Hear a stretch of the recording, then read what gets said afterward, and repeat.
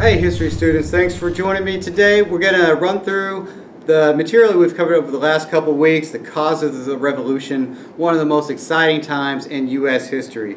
So we'll start with the proclamation of 1763. French and Indian War has just ended. The British passed the proclamation of 1763. This tells the American colonists that they can't move to the west of the Appalachian Mountains. They can't move into the Ohio River Valley, the territory that they've just won from the French in the French and Indian War.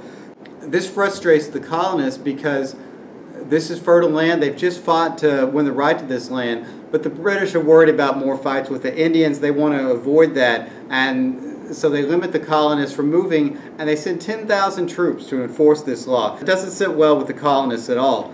And what sits even worse with the colonists is what the British do next. So the British are in heavy debt after the war. Wars are expensive. The British owe a lot of money. And to get out of that debt, they begin to tax the colonies. They begin to enforce taxes more strongly in the colonies. And this leads to a lot of anger, particularly because the colonies don't have any representation in Parliament. They can't vote. They have no voice in these laws. And so they feel it's unfair to be taxed when they have no say, no representation. This starts with the Sugar Act, which places tax on sugar and molasses. It's followed by the Stamp Act, which requires a stamp be placed on all paper goods, all printed materials.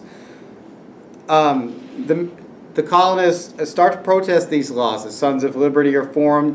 People like John Adams and Samuel Adams formed the Sons of Liberty. They begin to harass tax collectors. They begin to resist. They begin to boycott British goods, which means they refuse to buy British goods. Now this hurts people back in Britain, because if people in the colonies aren't buying British goods, that's taking money out of the pockets of British merchants, British store owners. And so some of these acts are actually repealed, not because the British didn't think they had the right to tax the colonists, but because it's hurting the pocketbooks. It's taking money away from business people in Britain. So tensions mount, and in 1770 something happens that really starts to escalate tensions, really starts to divide the colonists. British soldiers are confronted by a mob of colonists. If you believe the British version, they're attacked by an angry mob. If you believe the colonial version, this is a peaceful group of colonists that are fired on for no reason. Now the truth, of course, is probably somewhere in the middle, but this incident is called the Boston Massacre. 5 colonists are killed in the Boston Massacre. Paul Revere does an engraving that shows a peaceful group of colonists being shot at by the British. It's not exactly how it happened, but this is propaganda. Propaganda is when we twist the truth a little bit to bring people to our side. The same thing happens in Britain, where they portray the event as British soldiers being attacked by an out-of-control mob and simply defending themselves. This incident and the way the incident is interpreted divides the loyalists and the patriots even further in the colonies. So the patriots are people that are against British policies. Some of them might be for independence, some of them aren't for independence yet, but they're for the colonies, they're against the British policies. Loyalists are people that are loyal to Great Britain, and even once the Revolutionary War began, there were many people within the colonies that were still loyal to Britain, that thought the colonies would be better off staying with Britain. 3 years after the Boston Massacre, the British have repealed some of these laws, but they've kept a tax on tea.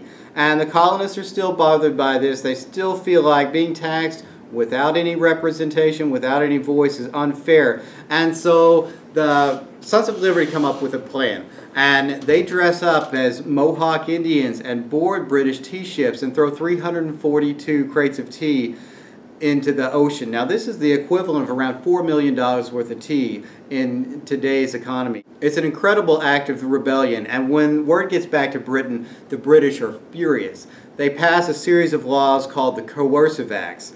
The colonists come to call them the Intolerable Acts because they're so severe that they feel they can't tolerate them. The Coercive Acts, or the Intolerable Acts, were designed to punish the colony of Massachusetts until the tea was paid for.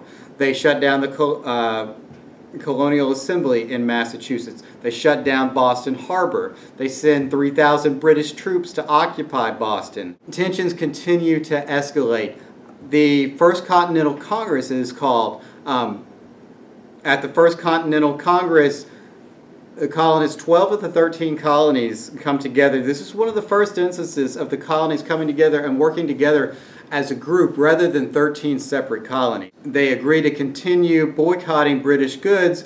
They named George Washington Commander-in-Chief of the new colonial army, and they decide that they'll come together again in a year if the acts aren't repealed.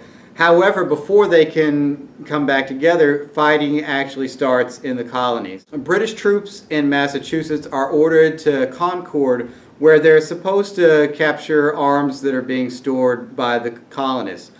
Word gets out, and Paul Revere, William Dawes, Samuel Prescott, and others race out across the countryside to warn colonial militias and to warn the Minutemen, who got that name because they were supposed to be ready to fight in a minute's notice, warn them that the British were coming. So by the time the British get to the town of Lexington, there's a group of colonial militia there to meet them.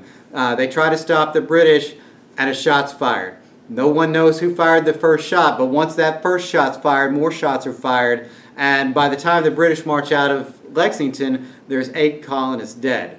They continue on towards Concord, but by this time, more and more colonial militia are coming to meet them and coming to confront them. The British are actually forced to retreat and hurry back to Boston under heavy fire. They lose 73 troops. They have many more injured, and the American Revolution has begun at this point.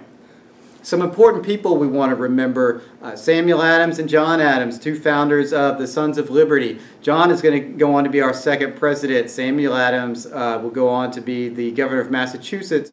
Both of them are signers of the Declaration of Independence. George Washington, of course, becomes the commander-in-chief of the newly formed colonial army. Thomas Jefferson was the author of the Declaration of Independence. Thomas Jefferson was a lawyer from Virginia, and he'll go on to be our 3rd president. Paul Revere and William Dawes, of course, are parts of the group that ride out to warn the militias, the Minutemen, that the British are coming. Thomas Paine is important. Thomas Paine wrote a pamphlet, that's a small book called Common Sense, and it argued very persuasively for independence. Remember that many people in the colonies, even patriots in the colonies, did not want independence initially. They really wanted the British to repeal the laws. They've been successful in getting the British to repeal some previous laws that they felt were unfair, and they thought they had a chance to do this again. And they hoped that the British would repeal the laws, that they could go back to life as it was. Maybe they could get representation in Parliament. Thomas Paine argued strongly for independence, and eventually the colonists do move in that direction. So, thanks for watching. Be sure to check out all the notes on Canvas, the other videos, and learn more about this exciting time in American history.